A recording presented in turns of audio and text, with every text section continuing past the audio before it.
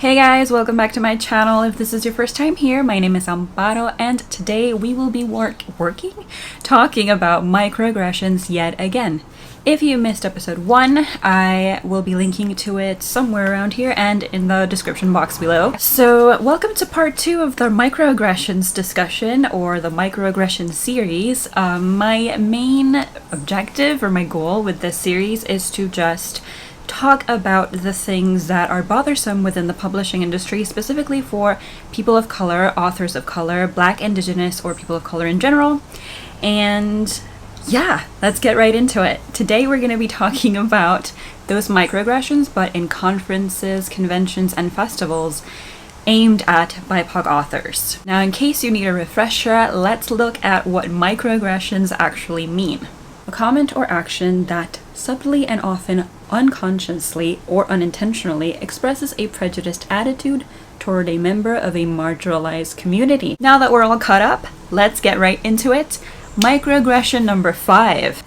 Mispronouncing our names. Fun fact, a couple of months ago, the most viewed video on my channel was actually the How to Say My Name video, which is a guide that I put up. It's still available for people who don't know how to say my name or don't speak Spanish to know how to say my name.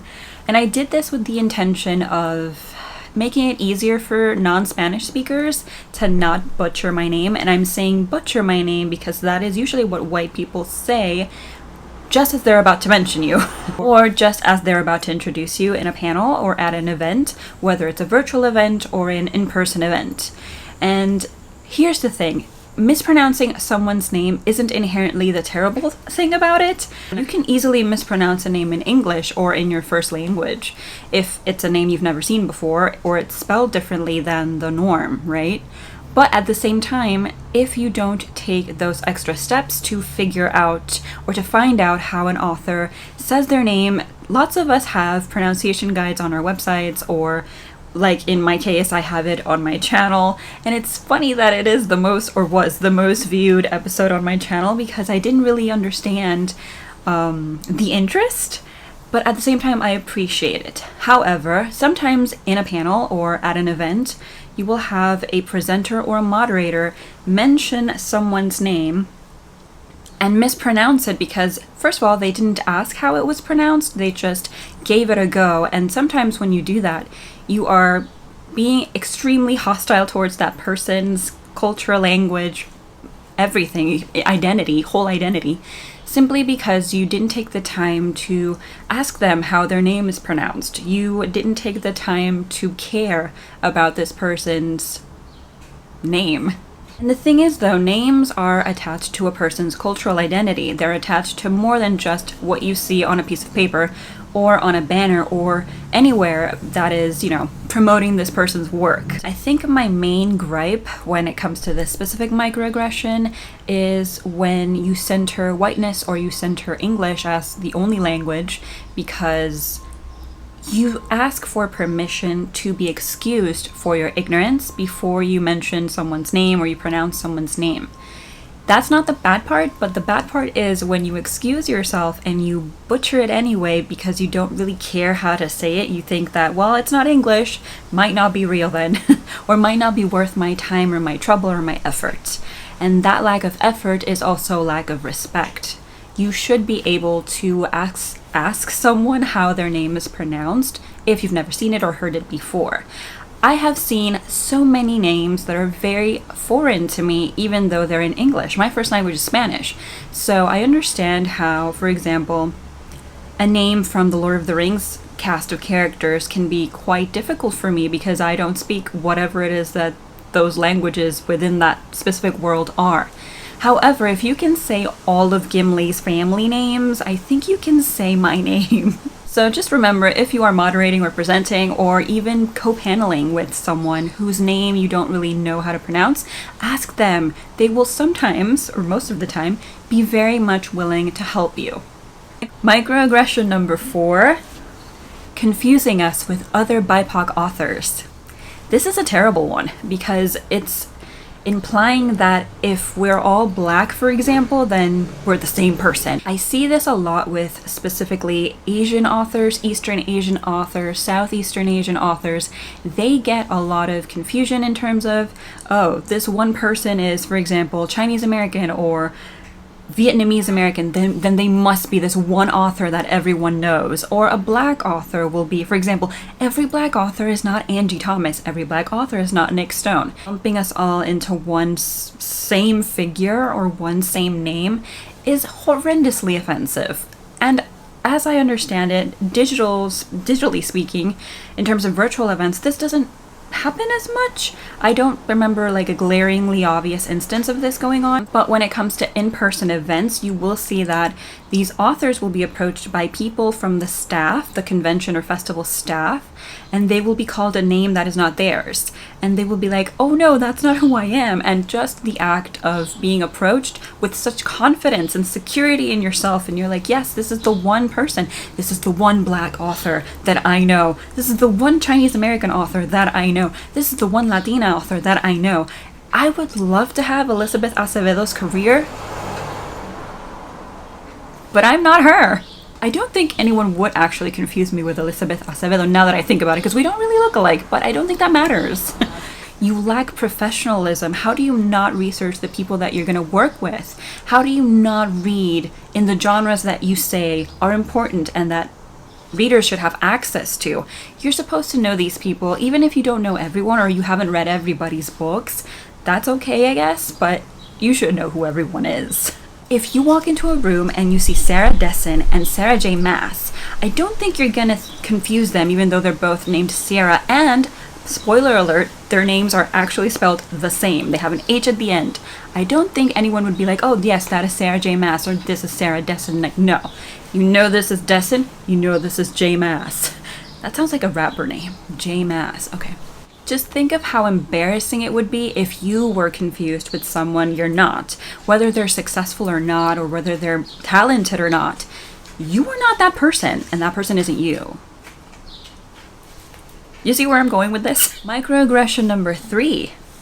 Only one BIPOC author in a mostly white panel. When you have a BIPOC author in a mostly white panel, but the panel was already mostly white before this person is invited, it's just not a good look. It reeks of tokenism. It reeks of, well, let's just pretend we're not racist and let's put this person who is not white in this panel so that people will leave us alone and get off our backs and not accuse us of something that we don't want to be accused of.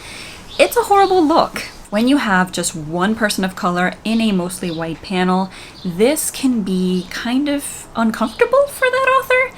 And I say kind of to put it, mildly, but truly, if I was the only person of color in a mostly white panel, I would feel uncomfortable, not because I would feel like I don't belong there, because I deserve to take up space, right? All of us deserve to take up space.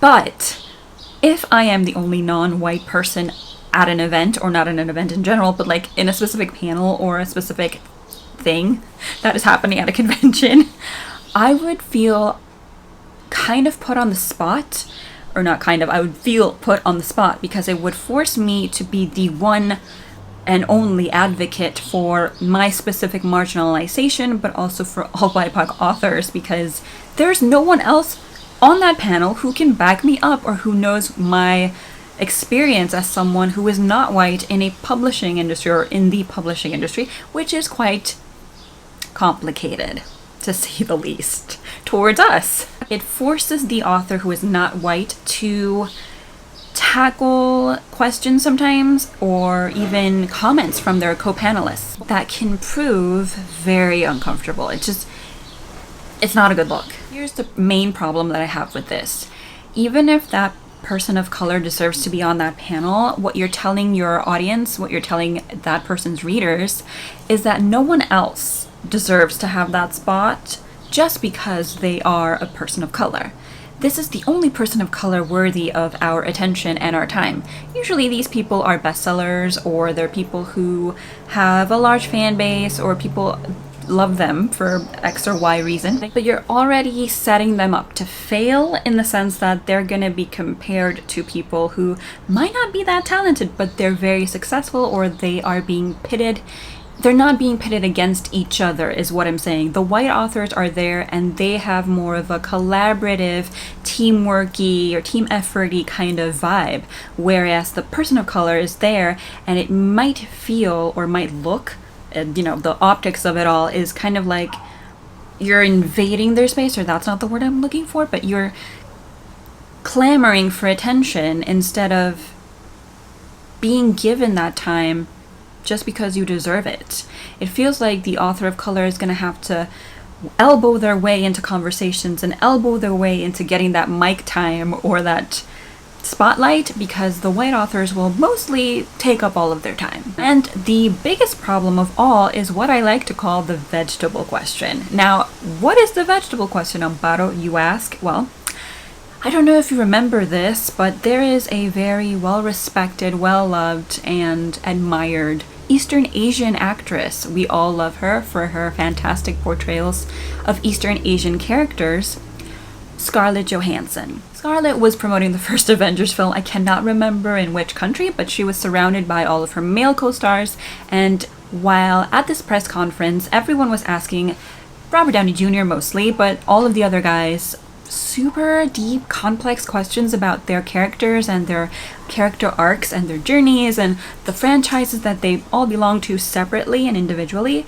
And then when Scarlett was brought onto the spotlight, or they gave her attention, they gave her the time of day, she was asked about her diet and her exercise routine and how she was able to fit and fight in the outfit that she was provided with, the Black Widow outfit. And of course Scarlett was upset about this because she felt like she was being singled out for being a woman. And of course, I'm not talking about gender specifically, but it does have similarities in terms of white women or white cis women in panels that are mostly male dominated, or industries that are mostly male dominated. You see this attitude towards them, like they have to be singled out because of, in Scarlett's case, her appearance. Or in a BIPOC author's case, their specific experience as a BIPOC. They will get the vegetable question in the sense that they will be like, and what was it like incorporating your culture into this fantasy world? Whereas the white authors will be asked about how Save the Cat changed their life forever, or how Stephen King's novels were seminal to their work. And the BIPOC author will be like, well, this one time in Vietnam, I saved a, it's like, okay, we understand. Can you talk about craft now? Can I be allowed to talk about craft? I don't have to tell you everything about my country in the span of 5 seconds for you to care about my work. Or at least it shouldn't be like that, right? Once again, Scarlett Johansson saving us all. Microaggression number 2. An all BIPOC panel, but the topic is solely dedicated to being BIPOC. Or as they tend to mention it or tend to classify it, the panel is all about diversity. Here's the thing. When you put all of these authors, very talented authors who have worked very hard to be where they are and to celebrate their dreams coming true, and all you want to know is the bad parts about their lives, their struggles. How hard was it for you to get an agent? How hard was it for you to be on submission with editors and houses? How hard was it for you to get so many rejections because no one was looking for this specific story, or they were looking for this specific story, but from white authors? That's all necessary conversation, or necessary discussion. But if it's the only discussion you're if it's the only discussion you're willing to have, then we have a problem, because we are more than just the bad parts of our lives. We are more than just the pain, the trauma, the weighted experiences with racism. We are more than just our complaints with an industry that doesn't fully let us to be ourselves. They want our stories, but they don't want us to tell them the way that we feel is best sometimes. Of course, in my case, I've had great experiences with my editors, but I do know that sometimes we have to cater our story, or not sometimes, but most of the time we have to cater our stories to, as I said in the previous episode, to the white gaze. It washes their hands of having to confront their privilege because they are afforded opportunities that not all of us get, and lumping us all together to talk amongst ourselves, it's just like we're by ourselves. We don't have anyone to digest the difficulties of being part of this industry with the people who benefit the most from it. What is reggaeton? We should be able to talk about more than just being who we are. We should be able to talk about craft. We should be able to talk about fantasy and our favorite tropes in romance and fantasy and horror and thriller tropes, and just our favorite books, our favorite characters, our favorite twists, turning points, how we plot a novel, how we plot a short story. What is an outline? How do we outline? Like, that's interesting to me, and I think our readers will also appreciate that, being seen as actual authors instead of being seen as people who write books. But the important thing, the selling point, is that they're not white. Microaggression number 1, lack of proper security protocols. So let's talk about harassment, shall we? How do we define harassment, or what is to harass someone? According to my friend, the Merriam-Webster Online Dictionary, to harass is to annoy persistently, to create an unpleasant or hostile situation for especially by uninvited and unwelcome verbal and physical conduct. So there you have it. When we are being exposed to harassment at an online or an in-person event, you are putting us in danger if you don't enact or don't even have safety protocols to ensure that we have fun, do our jobs, but also not get harassed. So the first thing every single event should have, be it a festival, a convention, or a conference, or a bookish event in general, you should have an anti-harassment policy. Now, there are other policies that are supposed to be available for every person attending, and for, it's not exclusive to the panelists or the guest speakers, it's also for the attendees. You cannot call yourself a professional and call your event a professional event if you do not ensure everyone's safety. If you don't have an anti-harassment policy for your event, you're basically saying that whatever happens at your event is free game, and you don't really care about anything concerning the attendees or the guest speaker's safety. You just want to have a good time for yourself and put on a party, but it's not going to be a party if people are mistreated. And here's the thing, if you don't have a policy, which every guest speaker or attendees should be able to find on your website or wherever it is that you are promoting this event, that should be easily available. Back in 2013, John Scalzi, the author, why do I say John Scalzi, the author? You probably know who John Scalzi is. Anyway, let's call him Mr. Scalzi for now. Mr. Scalzi posted on his website his new policy for anti-harassment policies. He was unwilling to participate in events if they did not have a policy that was easily available and publicly known to everyone attending an event. It was basically just him saying, nope, I am not going to be involved in this if you don't guarantee the safety of the people who are coming to see me, because as a white man, he doesn't really advocate for himself and his own experiences. He's aware that it won't be that bad for him. Of course, white people and white authors, white male authors, may have, misconduct thrown at them. Are those the cops? No, I think that's an ambulance. It's even worse. So Mr. Scalzi says, when my friends and fans go to conventions, I would like them not to have to worry if they are skeeved on by some creep at the convention, that the convention will take the problem seriously. I would also like them to be able to know how to report the problem, should such a situation occur. And then he lists the different items within his own policy that he wishes for conventions or events that he's invited to have. This is key. The harassment policy is clear. It needs to be very obvious what you're standing against, what type of behavior is unacceptable. And as well as to whom those who feel harassed or see others engaging in harassing behavior can go for help and action. If they don't feel like they can go to anyone within the staff and report a problem, what is the point of having this? Sometimes an event will have an anti-harassment policy, but when you go up to the staff and complain about someone mistreating you, nothing happens. Or they say, yes, we're going to take care of it, and then nothing happens.